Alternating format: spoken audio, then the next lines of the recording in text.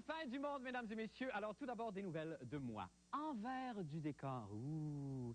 Depuis lundi, j'ai un nouveau voisin en face de mon bureau. Il s'agit de Jean-Marie Lapointe, un être charmant. Alors, Jean-Marie anime une nouvelle émission à 9 h le matin qui s'appelle Coup de cœur ou Coup de tête ou coup de tête. Je pense que c'est ça, Coup de tête. Jean-Marie a des très, très gros pectoraux et 4 saisons mise beaucoup là-dessus.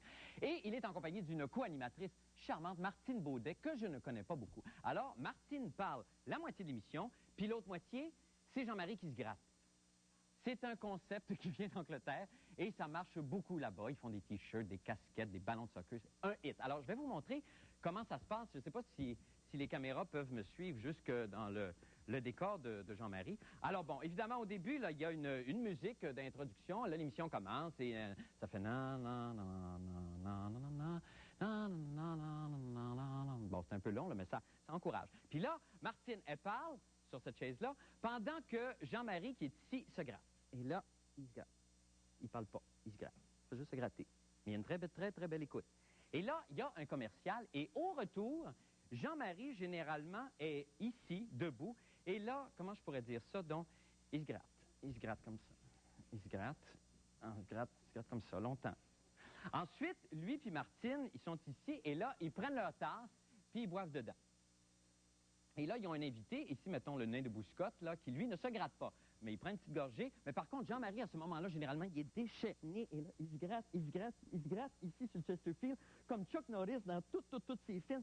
À matin, il y avait le dos en sang. La fille a même trouvé un bout d'omoplate qui se grattait tout seul dans le décor ici, a failli perdre connaissance. Mais je pense que ça va être un gros, gros succès. Alors, je souhaite bonne chance à toute l'équipe, sincèrement. Bienvenue à 4 saisons. Maintenant, pour les nouvelles de la fin du monde. J'ai mal à mon Rebagliati. Oh non, vous savez, c'est pas ce topo-là, on a inversé les topos. Je n'ai pas toujours été un entertainer. J'ai dû, moi aussi, commencer au bas de l'échelle et il m'a fallu, quand j'étais jeune, m'abaisser à faire des choses avec Janine Tuto dont j'aimerais mieux ne pas me souvenir. Je me rappelle entre autres d'une nuit une nuit... non, j'aime mieux pas m'en souvenir. Quoique, finalement, c'était pas si pire. Oh, appelle-moi Janine. Alors, c'est la même chose pour les animateurs de radio qui ont également besoin d'un tremplin.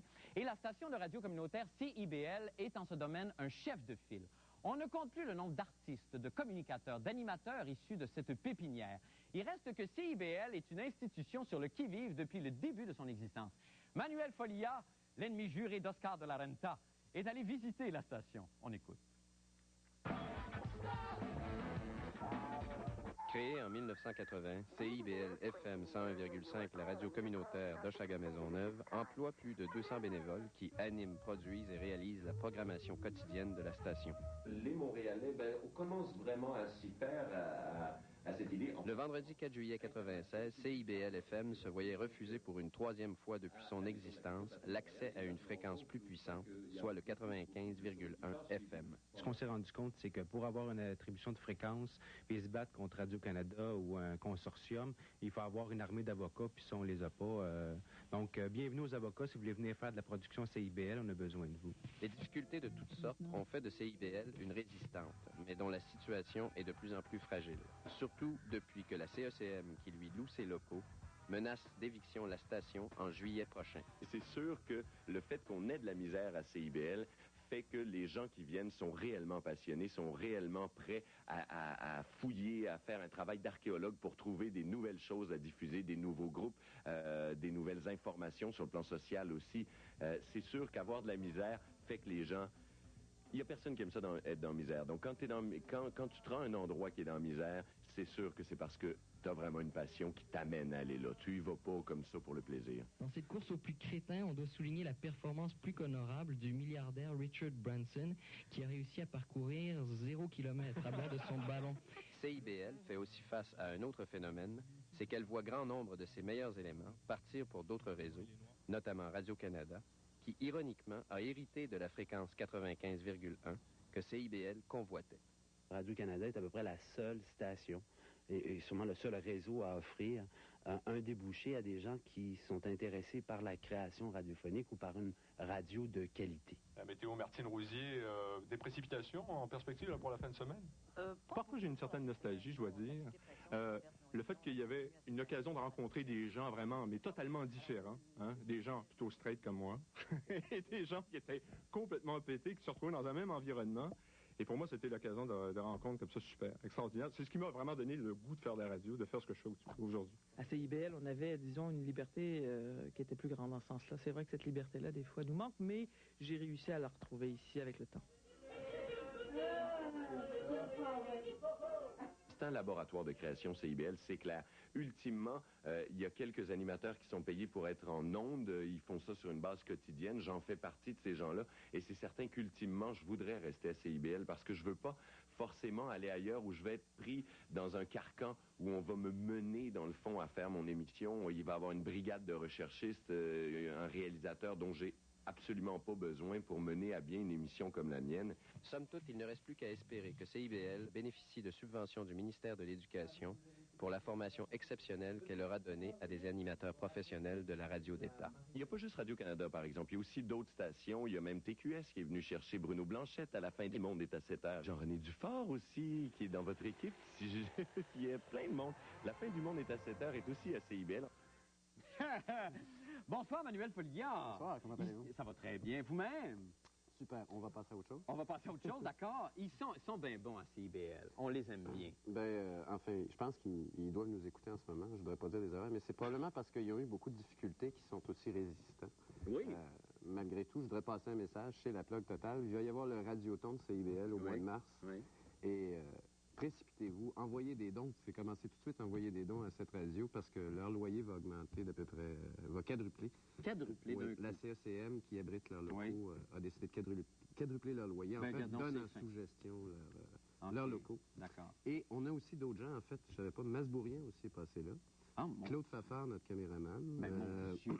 Il y a vraiment plein de gens. C'est Moi, une secte. nous avons failli y passer aussi. Ah oui? Attends, je ne On va savais peut-être pas. animer l'émission bientôt. Mais non, mais le problème, en tout cas, j'espère pour eux qu'ils vont avoir des sous, mais évidemment, quand tu as fait la preuve que ça fonctionnait avec peu de moyens, en tout cas, dans les temps actuels, c'est rare qu'on donne de l'argent supplémentaire. C'est des combattants. Ils font de la très, très bonne job. Oui, je pense, effectivement. Comme vous, Manuel, qui a un joyeux farfadet. Merci beaucoup, bravo à vous. On s'en va faire une petite pause et on revient avec la fin du monde en bref. Restez avec nous.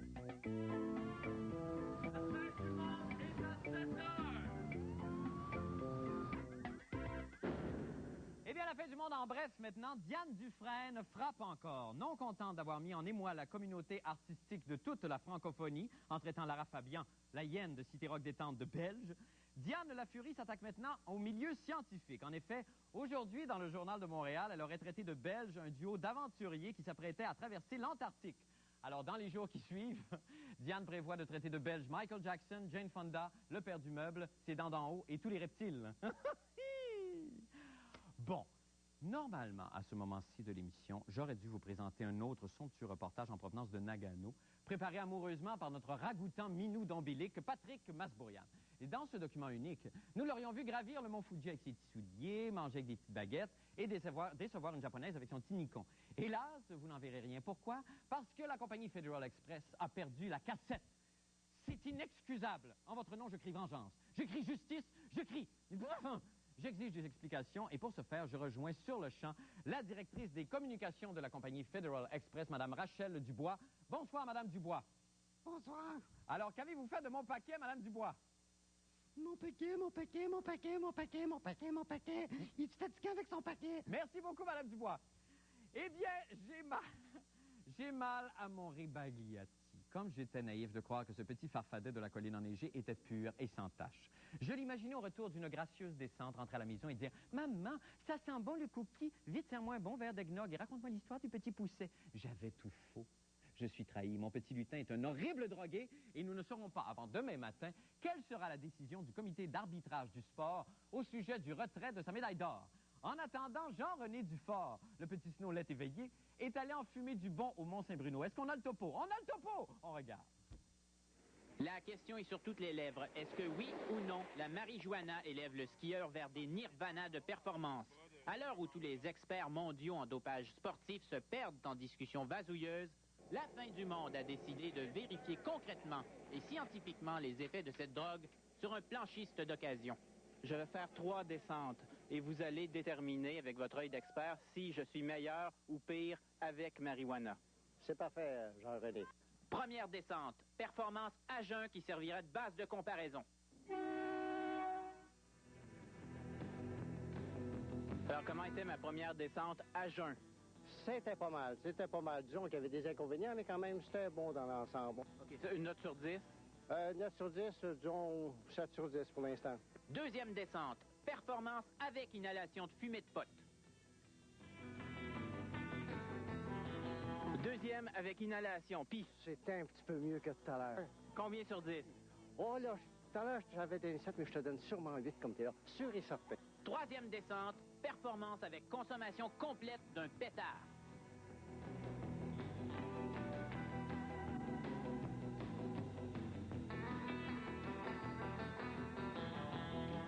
Je suis content. Si tu savais le résultat, le v'là. 9.9? Ben oui, imagine-toi que c'est vraiment super. En plus de ça, je pense que tu la mérites. On va te la donner tout de suite, puis on te l'installe. Quelles grandes émotions, Jean-René. Bonsoir. Bonsoir, j'avais envoyé le topo par la poste. Oui, on a de misère, on a un petit peu de misère. Alors, Jean-René, donc, est-ce que c'est la thèse comme quoi on peut devenir comme un peu gelé en inhalant la fumée d'autres athlètes autour de nous ou d'autres personnes autour de nous? Est-ce que ça peut s'avérer vrai, ça? Ben, malgré les flatteries de l'entraîneur, mes performances ne se sont pas améliorées. Je restais aussi pourri. Bon. Mais il y a 2 questions intéressantes là-dedans. La première question, et c'est ce que l'athlète canadien en question a soulevé, c'est que est-ce qu'on peut être drogué parce que le lugeur finlandais à côté de nous fume du pot et on sent les inhalations? La réponse serait non. Bon. Et bon, on se pose la question. Contrairement à la cigarette. Effectivement. OK, d'accord. Oui, et il y aurait la deuxième chose, c'est-à-dire que est-ce que ça augmente les capacités de l'athlète? Et il paraît que non. Ça nous fait planer un petit peu, on voit des araignées, on est doux, on est heureux, on a le goût d'écouter du Pink Floyd, mais on n'est pas un meilleur planchiste. Eh bien voilà, vous avez réglé le cas. Merci beaucoup, Jean-René Dufort. Nous allons faire une petite pause et nous... Eh bien, avant de le connaître, j'avais déjà rencontré quelqu'un qui lui ressemblait beaucoup, mais non, ce n'était pas lui. Il était plus petit, roux et souvent assis en arrière. C'est Gildor Roy et sa chronique des sports. Bonsoir, Gildor. Bonsoir, Marc. Comment vas-tu? Mais c'est à moi de vous poser cette question-là, Gil. Moi, ça va beaucoup mieux. Oui.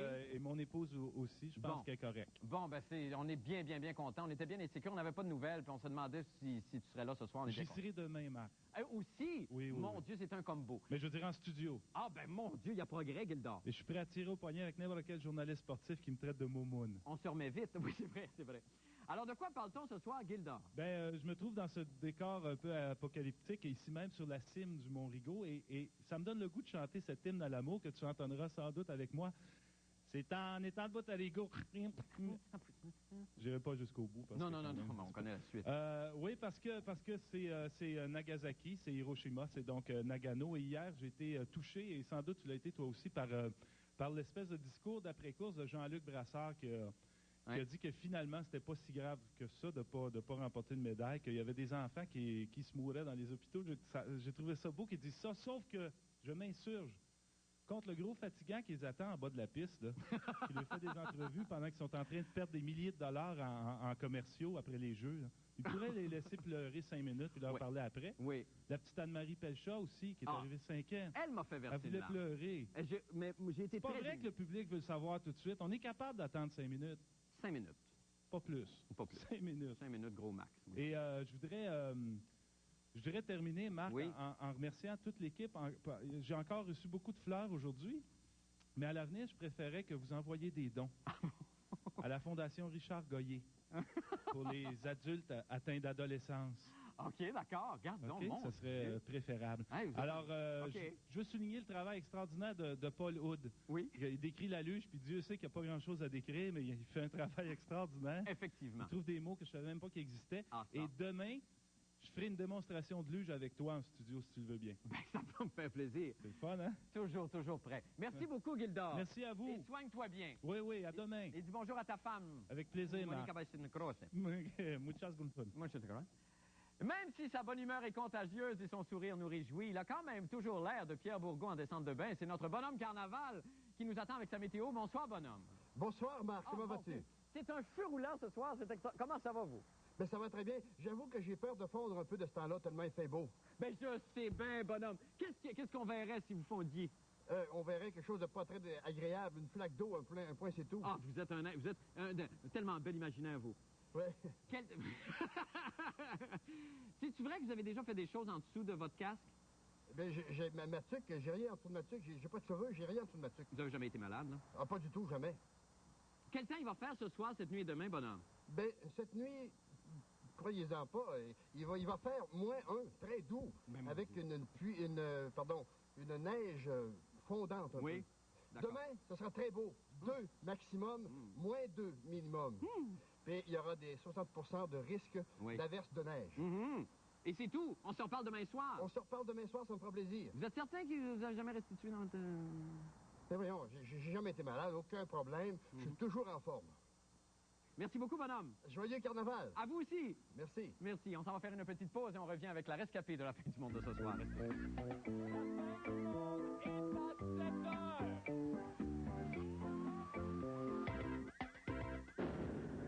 Notre rescapé de la fin du monde de ce soir est le plaisir fait femme.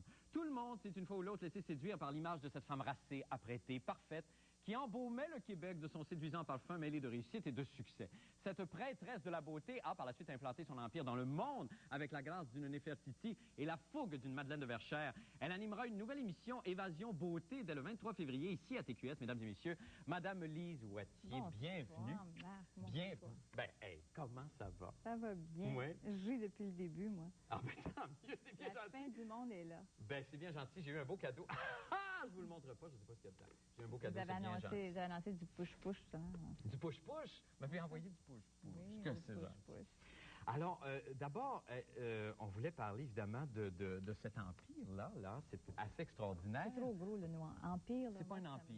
Ça me déconcerte, ça m'attaque, ça m'agresse. C'est pas un empire, c'est une compagnie québécoise, une PME qui a 25 ans aujourd'hui. Oui. Je suis très fière d'avoir ces 25 ans, mais c'est pas un empire. Quand on voit les empires, c'est énorme. Moi, c'est petit. Et c'est héroïque d'avoir réussi à faire ça, à percer un marché qui était ici au Québec. Je suis une Madeleine de Verchères. Oui, c'est ça. Je suis une missionnaire parce que, honnêtement, de faire de la beauté ici au Québec avec le peu de population et d'avoir tenu 25 ans, ça tient de l'héroïsme. Oui, effectivement. Et là, il y a vos filles qui sont avec vous. Est-ce que c'est officiellement fait? Est-ce qu'elles ont joint la compagnie de façon... Oui. Celle qui est avocate est avec moi depuis maintenant 2 ou 3 ans. OK. On compte les mois. Et la plus jeune, qui finit ses études, se joint à l'entreprise cet été, après ses études à l'université. Et est-ce que vous allez rester là avec elle longtemps? Est-ce que vous pensez continuer? Oui.